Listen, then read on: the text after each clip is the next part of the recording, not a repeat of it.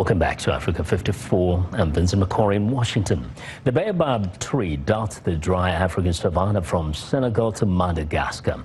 It yields a fruit that is being described as a superfood, popular in the United States and Europe. With an increasing global appeal, local farmers say business is booming.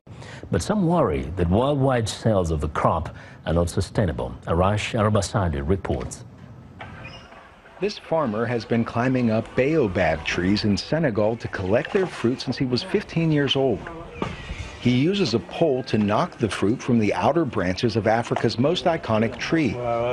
Inside the green shell is a citrusy fruit rich in vitamin C, calcium, and magnesium. It's become a popular superfood in the United States and Europe. The growing market helped farmers band together, and business has never been better. Before, with dealers, selling was more difficult. They would come and impose their own prices. Before, we would sell a bag at a low price, but today we earn more.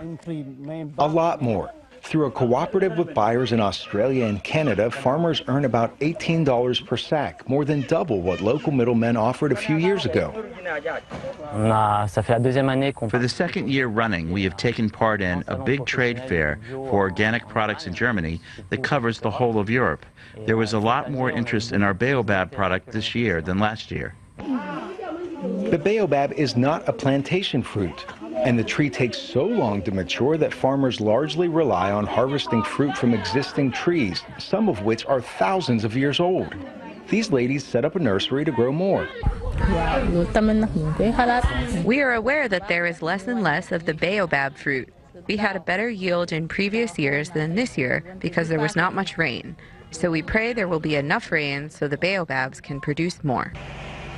Small companies like Limitless Good, along with major Western suppliers like Coca-Cola, Yo Valley, Amazon, and Costco, have helped market baobab outside of Africa. Exports rose 800% from 50 tons in 2013 to 450 tons last year. They're expected to reach 5,000 tons by 2025. That would make this a $400 million industry. Arash Arabasadi, VOA News.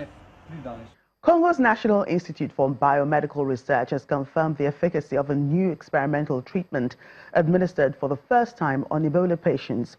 43 people have died since the start of the latest outbreak of the disease in early August. Now, health officials are hopeful that the U.S.-manufactured MAB-114 will go a long way towards containing the spread of the disease. Take a look. The return of Ebola earlier this month to the Democratic Republic of Congo brought concerns of a possible spread of the disease to other parts of the region and beyond. Within weeks, the death toll rose to 43, stoking more fears. Efforts to contain the resurgence resulted in the use of the experimental MAB-114 Ebola treatment on Ebola patients. According to Congo's National Institute for Biomedical Research, the new drug is working well in North Kivu. At least 10 Ebola patients have received MAB-114 in Beni, and more doses are expected from the U.S. manufacturers.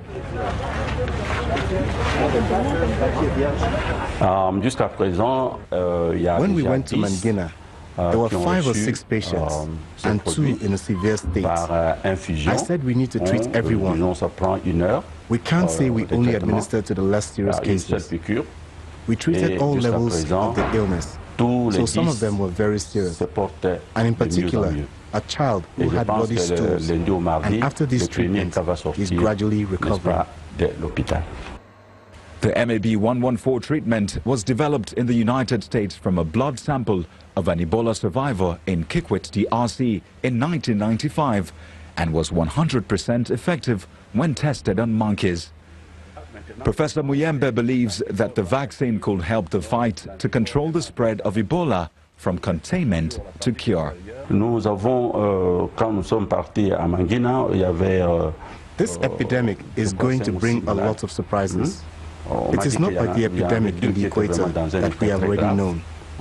This epidemic will bring with it a lot of surprises. The number of cases is going up, and the number of infected zones is increasing. So it will take a long time to control this epidemic. And for the antivirals which the companies will provide us, they are ready to increase the doses. The vaccines are providing new hope, even as residents of DRC's cities and towns are becoming more enlightened and embracing healthy lifestyles such as hand washing. But insecurity in conflict-prone areas is hampering health workers' access to Ebola cases and suspected cases.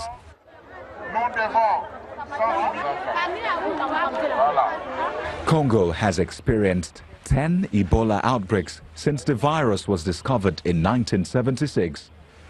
The Ebola virus causes hemorrhagic fever and is spread through direct contact with body fluids from an infected person who suffers severe bouts of vomiting and diarrhea. There have been renewed campaigns to raise awareness and inform the public on how to protect themselves. Well, Minnesota state lawmaker 35-year-old Ilhan Omar is one step closer to making history as the first refugee from the African continent and the second Muslim American woman elected to the U.S. Congress. She is seeking to replace Keith Ellison, the first Muslim American in the body, who currently represents the liberal Minneapolis district that favors Democrats. As viewers Ken Farabah reports, those supporting Omar ultimately hope she influences the debate over U.S. immigration and foreign policy. Because we're going to Washington, everyone! The foundation of Ilhan Omar's historic primary election win to represent Minnesota's 5th district in the U.S. Congress was built on a simple message. I am a millennial with student debt, I'm a refugee, and a renter. Meaning she understands the younger liberal voters that make up a large part of her congressional district. It was a winning message in 2018 and 2 years ago when she won her first election to the state legislature. Before Ilhan, I think a lot of us didn't know what type of government we had. But now, since she was elected, a lot of us started paying attention. Khalid Mohammed agrees with Omar's goals to increase the federal minimum wage and reduce student debt. He was one of the thousands of Somali Americans that came out to vote on a primary election day with high turnout. But the University of Minnesota's Humphrey School of Public Affairs Professor Larry Jacobs says Somali American votes are only part of Ilhan's success story. But that is not enough to prevail in a district in which Somalis really numerically are not a large number, and in this race we're split with another Somali candidate. What Omar has been able to do is build a broad coalition that includes progressives who agree with her kind of Bernie Sanders light agenda, and people who believe that it's time for the Democratic Party to become more diverse and to welcome in new voices. New voices that have new and old challenges to face. I am well equipped to organize against an administration that is using the politics of fear. Omar, who is the Democrats' assistant minority leader in the Minnesota House of Representatives, is against family separations at the border and is a critic of the Trump administration's so-called Muslim ban. History will look upon this action with deep regret and shame. Khalid Mohammed hopes Omar's personal experience will eventually influence the debate in Congress over U.S. immigration policy. As a refugee, he had experienced the struggles of being a refugee and the vetting process, and something that's Donald Trump not understood quite well.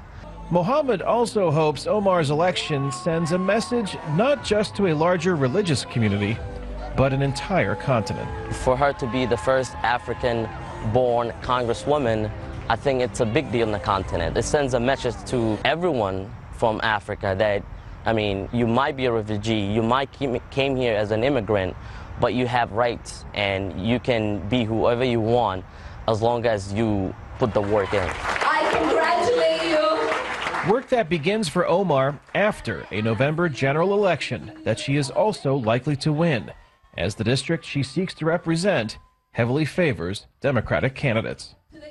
Kane Fairbaugh, VOA News, Minneapolis, Minnesota.